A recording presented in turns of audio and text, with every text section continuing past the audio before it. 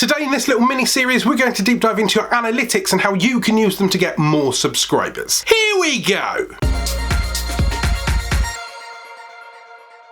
Hello and welcome back to another video. I'm Alan Spicer, your YouTube certified expert, and you are here because you want to get more subscribers. And why not have a look at your analytics whilst doing so? One of the most powerful tools that is often overlooked is the YouTube analytics. Let's say you're a YouTuber and you've been on YouTube for even a couple of months. You've got history, you've got statistics. You can understand where people are, where they've come from, how they found you, and who subscribed and or why. So take advantage of this. Deep dive into your analytics and have a look at your views. Where are your views coming from? Is there a specific video that gets more views than others? That clearly indicates that that's a nice video, or that's a niche, or that's a topic that people expect from you, or you've done really well and maybe you can expand on it. Maybe you can remake that video because it's old. Maybe you can put a twist on it of some kind. Or if it's something wildly different to the rest of your channel, maybe that's your new niche that's just arrived that you've been looking for ages. Maybe you've been throwing out random videos for the last year and it was like, I don't know what I'm gonna do, I don't know what content I'm supposed to make. There, right there, if that's the most popular viewed on your channel, or that seems to be getting the most daily views, that's a sign that that's a niche, that's a bubble that you can steer into. Have a look at the search terms involved in that video. Is there any way that you can have a look at that video, have a look at that topic, twist it, and lean into some search terms? In my case, I do really well with a video that's called How to Delete Your YouTube Channel, so I added another video which was How to Delete Your YouTube Channel on Mobile. Good, successful video that was doing quite well. I added on mobile. That video did even better because it was niched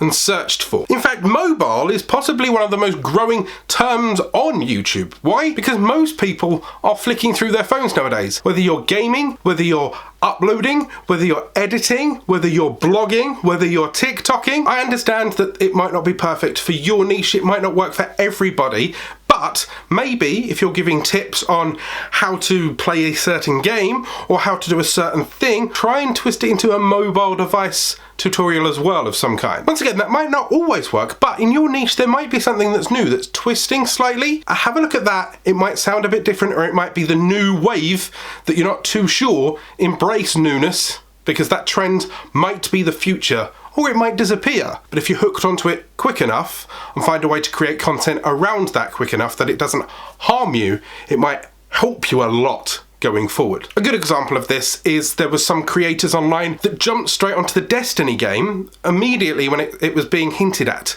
Right? They're part of the whole Halo franchise with Bungie, and there was hinting. Some gamers waited and became Destiny experts, understanding that it could have at least a 10-year lifespan, and now their channels came from nowhere to huge because they hooked onto something that was just about to arrive. Or a more recent example happens to be the Pokemon Go people. 3 or 4 days before Pokemon Go started, there were no tutorial channels.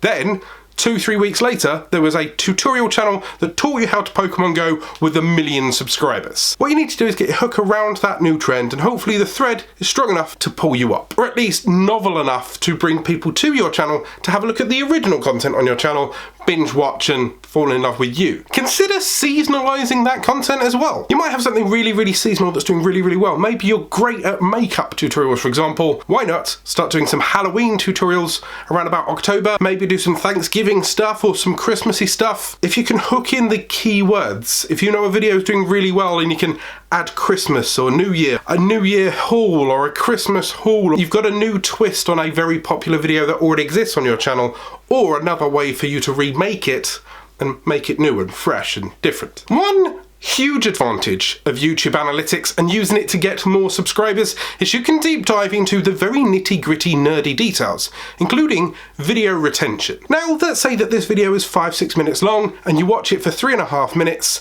and then you disappear. How much of that information of my video has helped you? I can have a look at that graph and I can see exactly where you disappeared. I can see it dipping off on average over the course of that video. 100 people watched it, 20 of them disappeared after I said here we go, another 40 of them got to about 3-4 minutes in, and then maybe my face was weird or they got bored. Retention is truly a secret that you can master to be an even bigger YouTuber, because if you can find what turns people off from your video, the thing that makes people leave, all you have to do is next time make that video. Don't put the bit in where they leave. See where they move to. See how long the retention is. When I first started making YouTube videos all the many years ago, I was quite happy with a 15, 20, 30% retention rate. In the last 2 years, I've honed right in which I'm a little bit disappointed if it's 50%, 60%. I'm more than happy if it's 75%. It depends on the length of the video, it depends on the type of your video. So in my case, if I do a tutorial and the video is 2 minutes long and the punchline of the tutorial, you know, the bit where it's like, click this, click save and you're done, I understand that at that point I'm going to have a large drop off. So what do? I run out the door as soon as possible. I tell them that I'm going, I ask them to subscribe and get out the door as soon as possible. Why? Because the retention rate drops off. If you keep it as high as possible, it might get suggested more, which then brings more people in to see that tutorial, to see that content. The more people see it, the more people might subscribe to it. So be aware that if you've got 3 minutes of content in your head for a video, don't make it 10 minutes because they'll either get bored before you even get to your point, or they won't even bother. But don't worry if you can see that they're dropping off at a certain point, there's a few tactics that you can use. Info cards. You know, the thing that I continue not to be able to point up to, it just looks like I'm raving. The little iCards that are up here are very helpful. Because what you can do is you can go into your retention graph, you can see where they're just about to drop off, you can come back in and put a little iCard about 2 or 3 seconds before that going, hi, you liked this video, here's a related one, go and check that one out. For example, in this one, I'm teaching you how to get more subscribers using analytics. I could also teach you how to do it using branding, and I could use an iCard. Or if you feel that they're getting to the end of the video and you want to keep them engaged and you want to make sure that they don't run away, you use little end screens like this. So use that playlist there to get more subscribers or that one there to make more videos.